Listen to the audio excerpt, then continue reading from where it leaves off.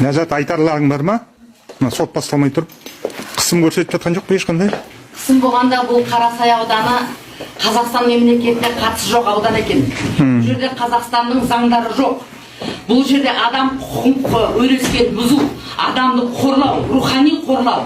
Мен желтоқсанның ардагерімін. Өмірінде біреудің бір сабақ жібін аттан өтпеген адам. Онда Қарасай ауданының прокуроры менен 30 гектар жер бересің сендердің потребительский кооперативтің талап арызын қанағаттандырушы деді. Мен оған жауап берген жоқпын. Не себептен? Себебі мен адамдардың пайыштерін құқығын қорғағасын қайдағы бір прокурорға халық үшін күресіп жүрген адам болып ақырында ол не үшін мен 30 гектар беру керек? Сол үшін мені түрмеге қамап, неше түрлі жала жауып, енді бұл жерде ең үлкен қылмыс жасалған адам 34 потерпевший деп отыр. 30 потерпевший бұл жерде потребительский кооперативте ешқашан жұмыс жасамаған. Олар өздері осы кезде қазір зерттеуде, олар өздері қылмыскер болайын деп отыр. Неше түрлі бұрмалаулар жасаған. Бұл жерде тағы да қылмыс жасаған Қарасай ауданының ішкі істер басқармасы. Мына басқарманың зданиясы режимный объект болып саналады. Сол режимный объектке потребительский кооператив жаңа пайщиктер сендердің жиналыстарың болады деп, пайщиктердің бәрін жинап алып, айтқан екен. Ана отыр, ана отыр әйел. Ана Нағимасы. Сонда жаңа айтады. Кім адамды жинап, кім Жапашева Ләззатпен Женесбекова Аминаға арыз жазады, соған государство гарантирует предоставить в преимущественном порядке земельный участок дейді. Сонда как эта женщина и как сотрудник, начальник полиции, все, которые эти дела вели, могут гарантировать от имени государства заложенный донос предоставить земельный участок. Ал бұл жерде өздеріңіз білесіздер 20 жыл халық соттасып, содырласып, бір желтоқсандықты өлтірді, қанша желтоқсандықты сотта жіберді. Енді соның кейпін мен кейін деп отырмын. 20 жылда ешкім дәлелдемеген қылмысты мен дәлелдеп бердім. Халықтың 660 гектар жері тоналып кеткендігі туралы. Кім тонағанын бәрін 18 топ қылмыстық істі материалдармен және тергеудің қаулысымен дәлелдеп берген. Сонда мына прокурор біліп отыр, что ертең сырны жер қайтады халыққа. Сонда 30 гектарды маған берді. 30 гектарды бермеген үшін мені қамап отыр. Менің бірде-бір кінәм жоқ. Мына жерде қараңыздаршы, 34 адам арыз жазып отыр. Сачава деген ол Нұрбол Назарбаевтың адамы. Сачаваның атына тіркелген жердің бәрі Нұрбол Назарбаевтың баласына, жаңа Болат Назарбаевтың баласы Нұрбол Назарбаевтың атына подставной лицо тіркелген. А мына 34 адам ешқашан жұмыс жасамаған. Оны документально будем доказывать.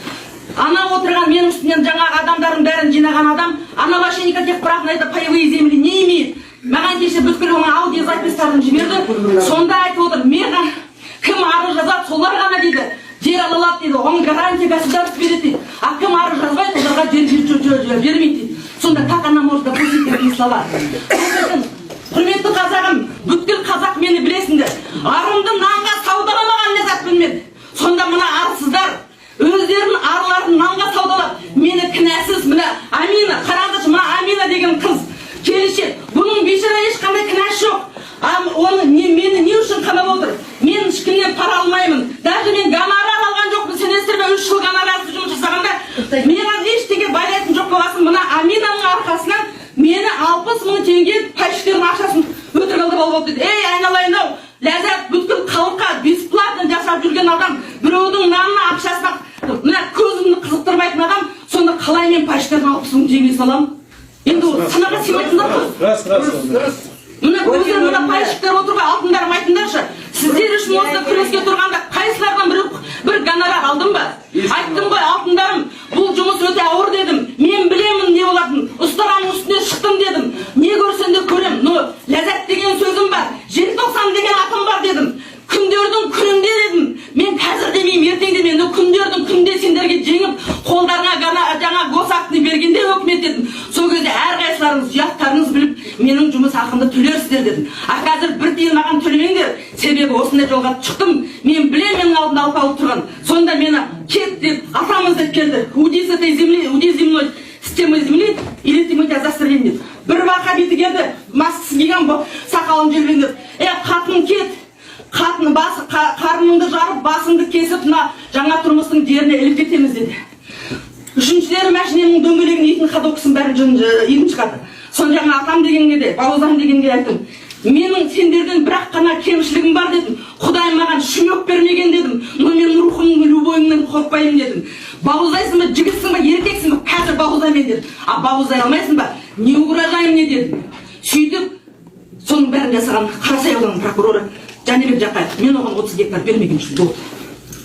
Ләззат.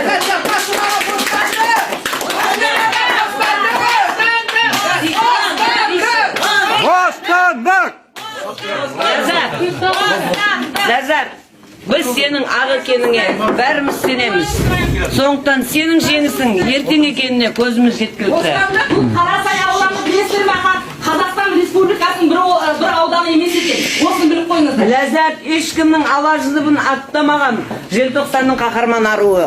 Осыған сенімді болыңыздар, қадірмен судьялар. Кешегі егемендік үшін бас көтерген қазақтың қызы бүгінде сол желтоқсан қаһарманын мынандай күйге алаяқтыққа алып келіп айыптау бүткіл қазақ халқы үшін үлкен ұят нәрсе. Тәуелсіздіктің қарлығашы. Әділетті сот болсын. Видеоларыңызды жүріңіздер. Бәріңіз.